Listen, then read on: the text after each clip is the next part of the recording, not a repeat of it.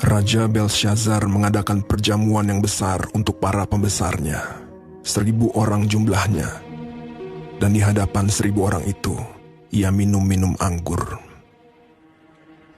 Dalam kemabukan anggur, Belshazzar menitahkan orang membawa perkakas dari emas dan perak yang telah diambil oleh Nebukadnezar, ayahnya, dari dalam bait suci di Yerusalem. Kemudian dibawalah perkakas dari emas dan perak itu. Lalu raja dan para pembesarnya minum dari perkakas itu.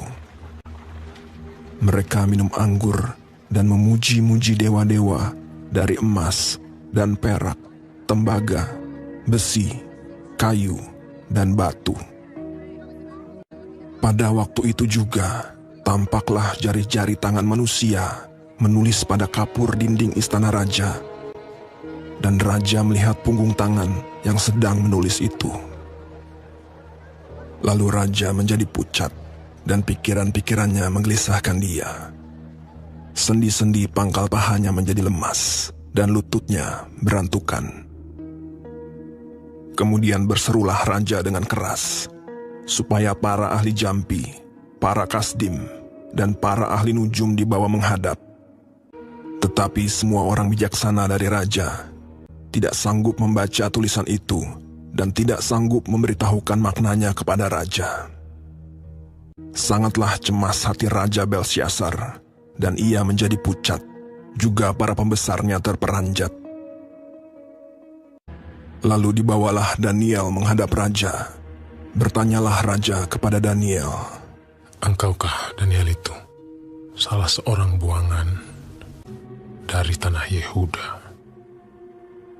Telah kudengar tentang engkau, bahwa padamu terdapat kecerahan, akal budi, dan hikmat yang luar biasa." Kemudian Daniel menjawab raja, "Aku akan membaca tulisan itu bagi raja, dan memberitahukan maknanya kepada tuanku. Allah yang Maha Tinggi telah memberikan kekuasaan sebagai raja kepada Nebukadnezar, ayah tuanku. Tetapi ketika ia menjadi tinggi hati, dijatuhkan dari tahta kerajaannya, ia dihalau dari antara manusia, sampai ia mengakui bahwa Allah yang Maha Tinggi berkuasa atas kerajaan manusia. Tetapi tuanku Belshazzar, anaknya, tidak merendahkan diri, walaupun tuanku mengetahui semuanya ini. Tuanku meninggikan diri terhadap yang berkuasa di sorga. Perkakas dari baitnya dibawa orang kepada tuanku. Lalu tuanku serta para pembesar tuanku telah minum anggur dari perkakas itu. Tuanku telah memuji-muji dewa-dewa, dan tidak tuanku muliakan Allah. Maka inilah tulisan yang tertulis itu. Mene, Mene, Tekel, Ufarsin. Dan inilah makna perkataan itu. Mene, masa pemerintahan tuanku dihitung oleh Allah dan telah diakhiri. Tekel, tuanku ditimbang dengan neraca dan didapati terlalu ringan.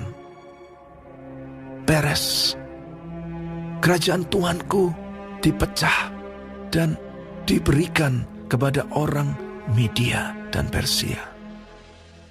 Lalu atas titah Belshazzar dikenakanlah kepada Daniel pakaian dari kain ungu, dikalungkan rantai emas, bahwa di dalam kerajaan ia akan mempunyai kekuasaan. Pada malam itu juga terbunuhlah Belshazzar, raja orang Kasdim itu.